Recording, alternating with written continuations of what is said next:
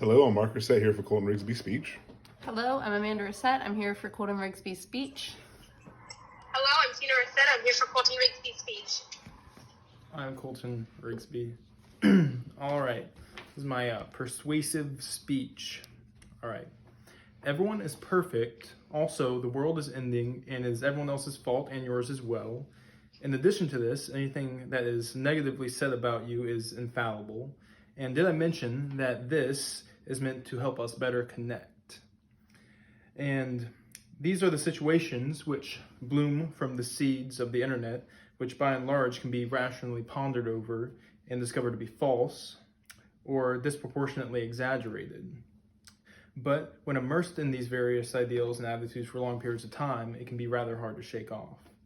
As someone who, like much of my audience, presumably, has spent a significant amount of time on the internet scrolling through these different outlets in the past and has become affected in different ways by some of the negative aspects of them, I find it very warranting to share my research on the matter and give a truthful and compelling argument against overuse of the internet. My goal, in the spirit of truth, is to persuade my audience to limit their time used on the internet because of the effects which it has on their mental health, the effect it has on real-life relationships, and the larger problems at whole it creates for society. Let us turn to the first point. Effects of overuse on the internet effects of the overuse of internet on mental health. According to potentially negative effects of internet use by Sophie Miller and Gianluca Quaglio, the loss of motivation and the development of various mental health disorders are seen in internet overuse or addiction.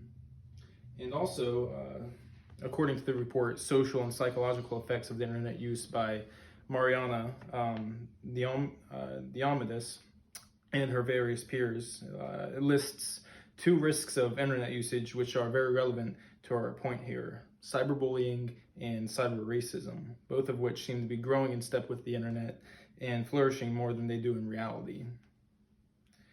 And C, internet addiction definition, assessment, and epidemiology and clinical management by Donald Black and Martha Shaw corresponds to the frequent internet use with the following quote: "Internet addiction has been associated with dimensionally measured depression and indicators of social isolation." All right. Now, we have spoken of how these large quantities of internet use can harm our mental health. Let's now discuss how they affect those around us. In the BBC article, "Is Internet Addiction a Growing Problem?"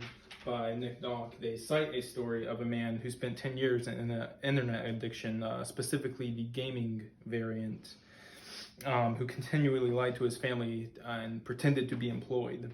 It is clear that these personal effects of the problem seep into other areas of life as a whole. And in a review of the research on internet addiction by Chien Chow, Linda Condron, and John Belland, their report indicates that those who participate in large quantities of internet use are seen to have problems in regard to personal, family, and occupational scenarios. This shows an even higher degree of relational problems associated with the issue. In the aforementioned report by Miller and Quaglio, they state this: "Moreover, organizations, peer groups, families, and communities are also the social contexts in which the impacts of internet use beyond the individual use are first felt." All right, and now that we have discussed that, we can transition into speaking about how it affects society as a whole, in fact. Nick Dock, in that BBC article, writes on a support group of people who struggled or used to with the internet gaming addictions. That group, at the time of publication, had 75,000 members. In Mariana Diomedis' report, along with their colleagues, they conclude that a plethora of different illegal and immoral activities take place on the internet. Aside from this, we can see that with the growing complexity on the internet, that it is possibly difficult at times to handle different criminal matters accordingly, or prepare younger generations to handle them. In Shaw and Black's report, they also state computer dependents were less likely to be married, and most were firstborn children. Given that we see the internet rapidly growing and the amount of people with these issues growing in numbers, it can be easily seen the societal issues which might correspond with it all.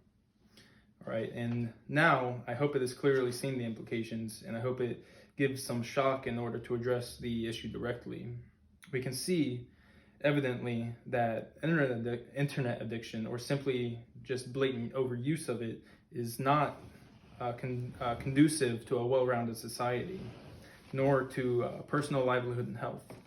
Whether it be the effects it creates for our interior mindsets, how it affects those with whom we associate, or the damage it can cause when factoring the culture and the world into the equation, we can see that there must be reasonable limitations which we should place on something as powerful as the internet in our personal lives. I hope we can act on this for the good of us and the good of us all.